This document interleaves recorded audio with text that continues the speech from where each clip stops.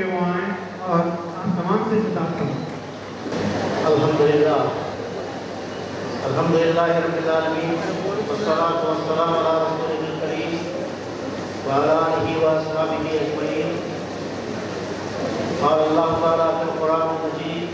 اعوذ باللہ من الشیطان الرجیم بسم اللہ الرحمن الرحیم ولا تهنوا ولا تحزنوا وانتم الاعلون ان كنتم مؤمنین۔ وقال تبارک وتعالی ان اللہ اشترى من المؤمنین انفسهم واموالهم بان لهم الجنہ يقاتلون في سبيل الله فيقتلون ويقتلون وعدا عليهم حقا في التوراة والإنجيل والقرآن ومن أوفى بعهده من الله فاستبشروا ببيعكم الذي بايعتم به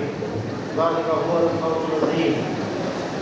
التائبون العابدون الحامدون السائحون الراكعون الساجدون الآمرون بالمعروف والناهون عن المنكر والحافظون لحدود الله وبشر المؤمنین۔ اما بعد، ڈائس پر تشریف فرما جماعت اسلامی اور ایس او کے ذمہ داران، شاہین گروپ آف انسٹیٹیوشنز کے روح رواں اور اس کو آغاز کرنے والی ایک ادھر کی ایک نہایت اہم شخصیت جناب عبدالقدیر صاحب، دیگر مہمانان اور یہاں آج ایس اے او کی جانب سے منعقد اس اہم اجلاس میں تقریب میں تشریف لائے ہوئے معزز اور محترم نوجوان دوستوں، بڑی خوشی کی بات ہے کہ ایس اے او اپنے یوم تاسیس یعنی فاؤنڈیشن ڈے کے طور پر آج اس اہم اجلاس کو منعقد کر رہی ہے۔ S A O student Islamic organisation of India اس ملک کی ایک اہم تنظیم ہے، ایک بہت بڑی اسلامی تنظیم ہے۔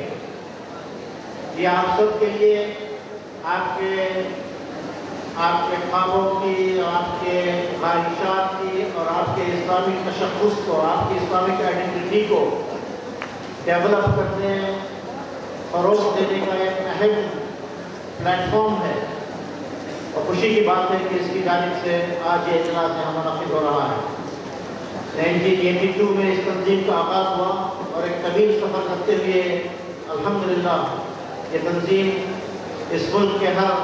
شہر میں اور گوشے میں آج پائی جاتی ہے۔ جماعت اسلامی کی جانب سے اسٹوڈنٹس کی اس تنظیم کا قائم کیا جانا ایک بہت اہم، بہت مبارک فیصلہ تھا۔ چنانچہ آپ دیکھ رہے ہیں کہ آج اسی ایس اے او سے فارغ ایس اے او کی سابق لیڈرشپ آج اس وقت جماعت اسلامی کی مرکزی لیڈرشپ بنی تھی۔ امیر جماعت اسلامی کی نائب امراء، 3 نائب امراء، قیم جماعت اور کتنے ہی دیگر ذمہ داران ہیں حلقوں میں اور مرکز میں جو سابق میں ایس اے او میں رہے ہیں، ایس اے او کی ذمہ داریاں نبھائیں ہیں۔ تو جماعت کے اس دوراندیش فیصلے کا ایک حسین نتیجہ ہم اپنی آنکھوں سے اس کا مشاہدہ کر رہے ہیں۔ یہ ہمارے لیے بہت خوشی کی بات ہے اور خوش قسمتی کی بات ہے کہ ایک ایسی تنظیم ہمارے درمیان پائی جاتی ہے، اور میں اپنے نوجوان دوستوں سے خاص طور پر اس کی گزارش کرتا ہوں کہ آپ کی تعلیمی ضرورتوں کے لیے آپ جس اسکول میں بھی، جس کالج میں بھی داخلہ لیے ہوں اور وہاں اپنی ضرورتیں پوری کر رہے ہوں، وہیں اپنی اسلامی ضرورتوں کو پورا کرنے کے لیے،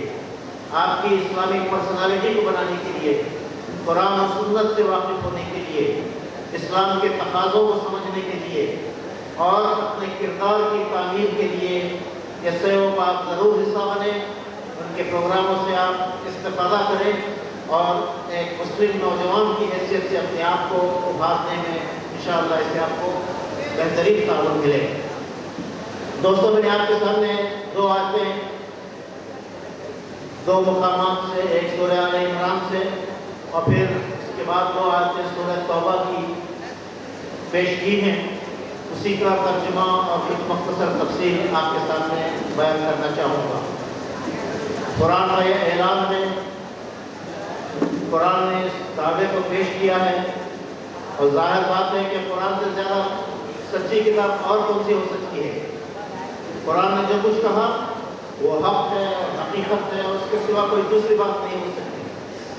اعلان کیا جا رہا ہے، قرآن اس بات کا اظہار کرتا ہے کہ وَلَا تَهِنُوا وَلَا تَحْزَنُوا، نہ خوف ہو نہ غمگین ہو، وَأَنْتُمُ الْأَعْلَوْنَ إِن كُنتُم مُؤْمِنِينَ، تم ہی غالب رہو گے، تم ہی سربلند رہو گے اگر تم مومن ہو۔ یعنی قرآن اس بات کا اعلان کر رہا ہے کہ مسلمان اور پھر ناکامی، مسلمان اور پھر مایوسی، مسلمان اور پھر یہ محبوب ہو اور مظلوم ہو اور ذلت اس کے حصے میں آئے، یہ ممکن نہیں ہے۔ قرآن کا یہ اعلان ایک سچا اعلان ہے، اور تاریخ میں ہم نے دیکھا ہے کہ جب اہل ایمان نے اپنے ایمان کے تقاضوں کو، اپنے اسلام کے تقاضوں کو پورا کیا تو دنیا میں وہ سربلند رہے، اور دنیا میں اسلامی تہذیب کا جھنڈا لہراتا رہا۔ اللہ کے رسول صلی اللہ علیہ وسلم نے جب اپنی جماعت کو تیار کیا،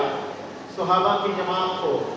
اور سچے ایمان اور سچے اسلام کی بنیاد پر یہ جماعت قائم ہوئی، منظم ہوئی،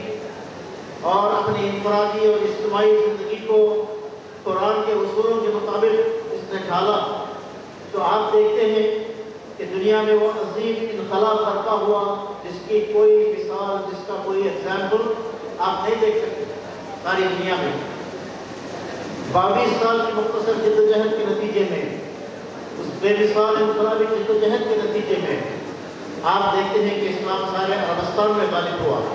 اور پھر اس کے 30 سال بعد خلفائے راشدین کی جب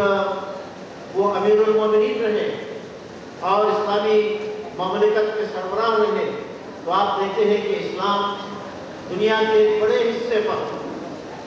اتنا بڑا امپائر آسمان نے کبھی دیکھا نہیں، اس دنیا میں کبھی وجود میں آیا۔ ایک طرف انڈونیشیا سے مراکش تک، موراکو تک، اور دوسری طرف افریقہ کے جنگلوں سے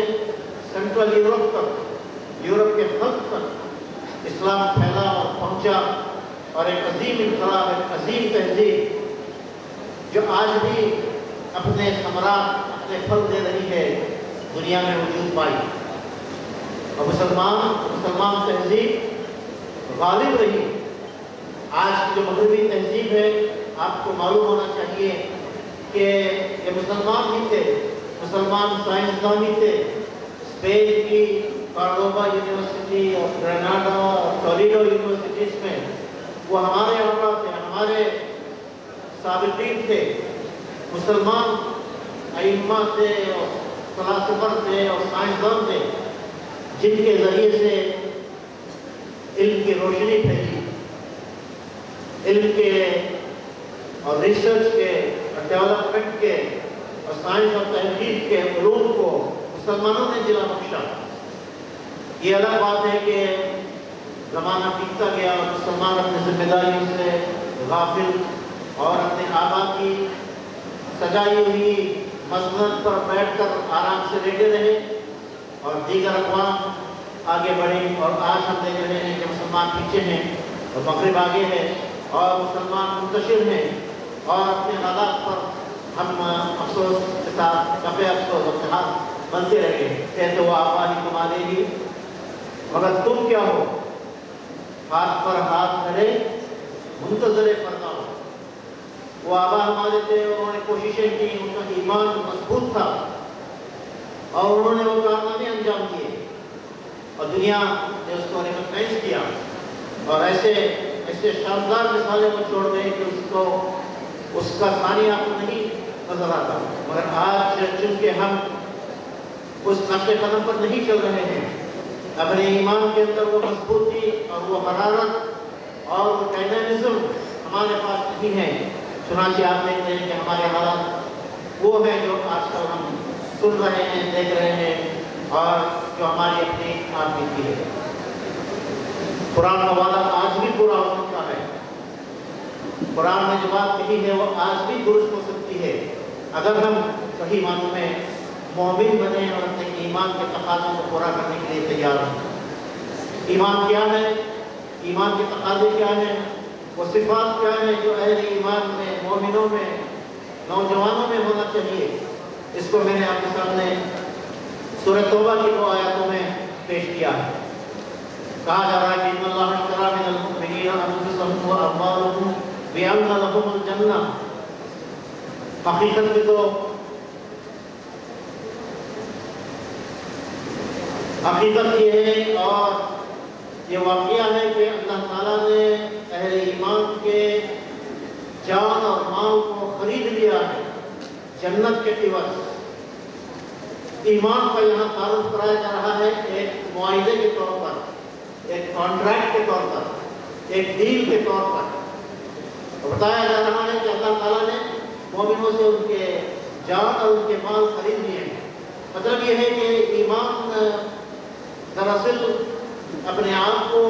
اللہ کی مرضی کا تابع بنانے کا نام ہے. جو آزادی ہمیں ملی ہوئی ہے، جو اختیار اللہ تعالیٰ نے ہر انسان کو دیا ہے کہ جس راستے کو چاہے چوز کرے، چاہے تو اللہ کو مانے، اس کے تابعداری کا راستہ اختیار کرے، چاہے تو اپنے مرضی کا مالک کرے اور جو چاہے کرے. اس آزادی کو اللہ کے ہاتھ بیچنا اور ہماری زندگی کو، ہمارے وسائل کو، اللہ تعالیٰ نے جو بھی صلاحیتیں ہمیں دی ہیں اور جو کچھ مال و اسباب ہمیں دیا ہے اسے اللہ تعالیٰ کی امانت سمجھنا اور اس امانت کو اللہ کے راستے میں اللہ کی مرضی کے مطابق استعمال کرنا، یہ ایمان کا نام ہے. ایمان دراصل اس عہد و پیمان کا نام ہے کہ ہم پوری زندگی میں 24 گھنٹے کی زندگی میں ہر آن، ہر موقع، ہر لمحہ اللہ کی مرضی کے پابند رہیں گے. ہماری الگ کوئی خواہش، ہماری کوئی مرضی کو ہم دخل نہیں دیں گے، بلکہ جو کچھ اللہ تعالیٰ نے ہمارے لیے متعین کر دیا ہے، جس راہ کو ہمارے لیے کھولا ہے، جس چیز کو حرام اور حلال کہا ہے، جس کو جائز اور ناجائز کہا ہے، زندگی کے ہر معاملے اور ہر شعبے میں، چاہے وہ انفرادی زندگی ہو، اجتماعی زندگی ہو، ہماری گھر کی زندگی ہو، بازار کی زندگی ہو، معاشرت ہو، معیشت ہو، سیاست ہو، ہر جگہ ہم اللہ کے رسول کے حکم کے تابع اور پابند رہیں گے، اس کے مرضی کے مطابق ہم اپنی زندگی گزاریں گے اور خدا کی رضا کے حصول کے لیے پوری زندگی کو لگائیں گے. اللہ کے احکام کے مطابق ہماری زندگی گزرے اس کے لیے پوری جدوجہد کریں گے. اور جو بھی رکاوٹ اس معاملے میں آئے اس سے ہم مردانہ وار مقابلہ کریں گے. یا ایھا الذین آمنوا ھل ادلکم علی تجارۃ تنجیکم من عذاب الیم تؤمنون باللہ وتجاہدون فی سبیل اللہ باموالکم وانفسکم. قرآن کی کتاب. یہی بات، تجارت کی بات، معاہدے کی بات، ایک کانٹریکٹ کی بات، یعنی ہم اپنے جان اور مال کو اللہ کے ہاتھ بیچ چکے، بس اللہ کی مرضی کے مطابق اسے استعمال کریں گے اور جس کام کو اللہ تعالیٰ نے ہمارے ذمہ کیا ہے اسی کو ہم کریں گے. اے لوگوں ایمان لائے ہو، کیا میں بتاؤں تمہیں وہ تجارت کہ تمہیں عذاب علیم سے نجات دے؟ اور یہی کہ ایمان لاؤ اللہ کے رسول پر، مجاہدہ کرو، جد و جہد کرو، اسٹرگل کرو اللہ کے راستے میں اپنے جانوں سے اور اپنے مالوں سے. ضرور اس بات کی ہے کہ ایمان کے اس تصور کو، ایمان کے اس حرکی تصور کو، اس ڈائنامک تصور کو، ایمان کے اس کامل اور جامع تصور کو ہم سمجھیں اور اللہ تعالیٰ کی بندگی اپنی پوری زندگی میں بچا رہا ہے، تو پھر آپ دیکھیں گے کہ اللہ تعالیٰ کے وعدے ہمارے ساتھ پورے ہوں گے. یہاں اس آیت میں جو وعدہ کیا جا رہا ہے، ان اللہ اشتری من المؤمنین انفسهم واموالهم بان لهم الجنہ یقاتلون فی سبیل اللہ فیقتلون ویقتلون. یعنی اللہ کے ہاتھ اپنے آپ کو بیچنے کا تقاضا کیا ہے؟ کہیں اس کو جہاد سے تعبیر کیا گیا، کہیں اس کو قتال سے تعبیر کیا گیا. یعنی ہماری پوری جدوجہد، ہمارا مقصد اور ہمارا منتہا اور ہماری انتہائی جدوجہد یہاں تک کہ اللہ کے راستے میں مرنے اور مارنے کی بات بھی یہاں استعمال کی جا رہی ہے. اور کہا جا رہا ہے کہ وہ فی سبیل اللہ ہوگا، اللہ کے لیے ہوگا، اپنے نفس کے لیے، اپنے خاندان کے لیے، اپنے وطن کے لیے نہیں، اپنے نظریے کے لیے، خود ساختہ نظریات کے لیے نہیں، بلکہ فی سبیل اللہ کہ ہماری جدوجہد ہوگی۔ اس کا نتیجہ اللہ تعالیٰ بیان کرتا ہے کہ جنت تمہیں نصیب ہوگی، اور یہ ایسا وعدہ ہے جو اللہ تعالیٰ نے اپنی تمام کتابوں میں، قرآن میں، انجیل میں، تورات میں اس کا وعدہ کیا ہے۔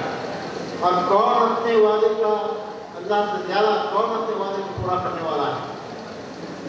اتنی بڑی ہستی کائنات جس کے قبضے قدرت میں ہے، ہر آن جس کا حکم یہاں چل رہا ہے، وہ وعدہ کرے، وہ آپ کو یقین دلائے، تو اس میں کوئی شک و شبہ ہو سکتا ہے؟ اسی لیے اہل ایمان کو کہا جا رہا ہے کہ تمہیں خوشیاں منانا چاہیے، تمہیں خوشی اور مسرت کے شادماں منانا چاہیے اس معاہدے پر، اس وعدے پر جو تم نے اللہ تعالیٰ سے کیا ہے۔ میں بس اگلے چند منٹوں میں آپ کے سامنے چند ان صفات کا ذکر کرنا چاہتا ہوں، ایک جھلکی آپ کے سامنے پیش کرنا چاہتا ہوں۔ قرآن نے آپ کے سامنے اس دوسری آیت میں ایک نمونہ ہمارے سامنے پیش کیا ہے کہ جو لوگ اس طرح کا ایمان رکھتے ہیں ان کے کوالٹیز کیا ہیں، ان کا کیریکٹر کیا ہے، ان کی خصوصیات کیا ہے، اس کا تعارف کرایا گیا۔ کہا گیا کہ التائبون، کہ وہ لوگ ہیں جو بار بار اللہ کی طرف پلٹنے والے، توبہ کرنے والے، اپنے گناہوں کی معافی چاہنے والے۔ انسان جب تک انسان ہے اس سے لغزش ہو سکتی ہے، غلطی اور کوتاہی کا شکار ہوتا ہے۔ ہم فرشتے تو نہیں ہیں کہ ہمیشہ ہم ایک ہی راستے پر، ایک ہی نگر پر، ایک ہی میان پر چل سکیں۔ بھول ہمیں لاحق ہو سکتی ہے، غلطی ہمارے سے ہو سکتی ہے، قدم ہمارے پھسل سکتے ہیں، مگر ہماری صفت یہ ہونی چاہیے کہ جب بھی ہم سے کوئی لغزش ہو جائے فوراً ہم لوٹ کر اللہ کی طرف بڑھیں، اپنے عہد کو تازہ کریں اور اپنی غلطی پر ندامت کا احساس کریں، اور پورے ڈٹرمنیشن کے ساتھ پھر اللہ تعالیٰ کی بندگی کے راستے پر چلنے پر عزم اور حوصلے کے ساتھ آگے بڑھیں۔ بار بار پلٹنے والے، التائبون والعابدون، اللہ تعالیٰ کی عبادت بجا لانے والے، ایسی عبادت جو پوری زندگی پر پھیلی ہوئی ہے، 24/7 عبادت ہے۔ محض نماز پڑھ لینا، روزہ رکھ لینا، کچھ مسلمانوں جیسا ڈریس پہن لینا، ٹوپی رکھ لیے، جبہ شریف پہن لیے اور ہم سمجھے کہ اسلام کے تقاضے پورے ہو گئے، نہیں، ایسی بات نہیں ہے۔ اسلام تو خدا کی بندگی کا نام ہے، اسلام تو 24/7 خدا کا بندہ بننے کا نام ہے۔ تو ہمیں خدا کی بندگی، عابدون خدا کی عبادت کرانے والے، حامدون خدا کی حمد اور اس کے گیت گانے والے، اس کی بڑائی بیان کرنے والے، اللہ تعالیٰ کی جو نعمتیں ہم پر ہیں اس کا احساس ہمیں ہونا چاہیے۔ بے شمار اور انگنت نعمتیں ہیں جو ہم پر ہر عام اللہ تعالیٰ کرتا رہا، اسی کے مرہون منت ہماری پوری زندگی اور یہ انسان کی یہاں آبادی اور تہذیب اور اس پوری دنیا اور کائنات کے رنگ اور روغن میں۔ تو ہمیں اللہ تعالیٰ کی حمد بجا لانا چاہیے، شکر بجا لانا چاہیے۔ السائحون، اللہ کے لیے زمین میں گردش کرنے والے، ہماری چلت پھرت اور نقل مکانی ایک جگہ سے دوسری جگہ جاتے ہیں ہم، تو ہم محض سائٹ سیئنگ کے لیے یا لیجر کے لیے یا فن اینڈ فراغی کے لیے نہیں جائیں گے۔ مسلمان کی یہ صفت بیان کی جا رہی ہے کہ یہ زمین میں گردش کرتے ہیں اللہ کے دین کو بلند کرنے کے لیے، اقامت دین کے لیے، نظر عبرت ڈالنے کے لیے، اللہ تعالیٰ کے آثار اور آیات کا مشاہدہ کرنے کے لیے، حلال رزق کی تلاش کے لیے، علم کی، رات نوجوان میں یہاں پر اسٹوڈنٹ بیٹھے ہیں، علم کے حصول کے لیے، علم صالح کو حاصل کرنے کے لیے، جو بھی علوم انسانیت کے لیے مفید ہیں ان کو حاصل کرنے کے لیے اگر آپ ایک مقام سے دوسرے مقام تک جاتے ہیں، جیسا کہ آج کل عموماً ہوتا ہے، یہ بھی ایک عبادت ہے اور اس کو یہاں سراہا جا رہا ہے کہ اہل ایمان وہ لوگ ہیں جو اللہ کی خاطر زمین میں گردش کرتے ہیں۔ تو یہ ایک صفت اہل ایمان کی بیان کی۔ الراکعون الساجدون، رکوع کرنے والے، سجدہ کرنے والے، آمرون بالمعروف والنہون عن المنکر۔ دیکھیے مسلمانوں کی، اہل ایمان کی کیا صفت بیان کی جا رہی ہے کہ حکم دینے والے معروف کا، بھلائی کا، نیکی کا، دنیا میں بھلائی کو فروغ دینے والے، اچھے کام کرنے والے، لوگوں کی خدمت بجا لانے والے اور گڈ اور ورچیو کو اسٹیبلش کرنے والے، اور والنہون عن المنکر، منکر سے، برائیوں سے ایون سے سماج کو پاک کرنے والے، منکرات کے مقابلے میں اٹھ کھڑے ہونے والے، دنیا میں امن اور آشتی کو قائم کرنے والے، یہ اہل ایمان کے صفت میں عاملون بالمعروف والناہون عن المنکر۔ اور آخری صفت یہ بیان کی جا رہی ہے کہ والحافظون لحدود اللہ، اللہ کے حدود کی حفاظت کرنے والے۔ کیا ہے اللہ کے حدود؟ اللہ تعالیٰ نے جو احکام دیے ہیں، اللہ تعالیٰ نے ہمیں زندگی گزارنے کا جو راستہ بتایا ہے، اور زندگی کے ہر معاملے میں جو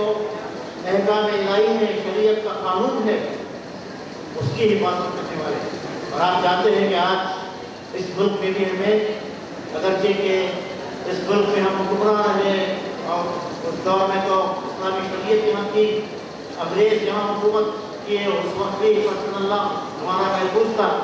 اور آج آپ دیکھ رہے ہیں کہ مسلمانوں کے پرسن اللہ پر بھی خطرات منڈلا رہے ہیں اور اس میں مداخلت کی جا رہی ہے۔ مسلمانوں کی صفت بیان کی گئی کہ والحافظون لحدود اللہ، اللہ کے حدود کی، اللہ کے قوانین کی، اس نے جن باتوں کا حکم دیا ہے، جو باؤنڈری ہمارے لیے ڈرا کر دی گئی ہے، جو گائیڈ لائنس ہمیں دے دیے گئے ہیں، ان کی حفاظت کرنے والے، ان کو مضبوطی کے ساتھ تھامنے والے، ان کا اس کے مطابق اپنی زندگی گزارنے والے۔ یہ صفات میں یہ کردار ہے جس کو اہل ایمان کے صفات کے طور پر یہاں بیان کیا جا رہا ہے، اور پھر بشارت دی جاتی ہے کہ وبشر المؤمنین، ایسے مومنوں کے لیے بشارت ہے۔ غرض اس بات کی ہے کہ آج کے اس دور میں جب ہم قسم کے آزمائشوں اور خطرات کا مقابلہ کر رہے ہیں، ان حالات میں پوری جمعی کے ساتھ، عزم اور حوصلے کے ساتھ، خود اعتمادی اور خدا اعتمادی کے ساتھ،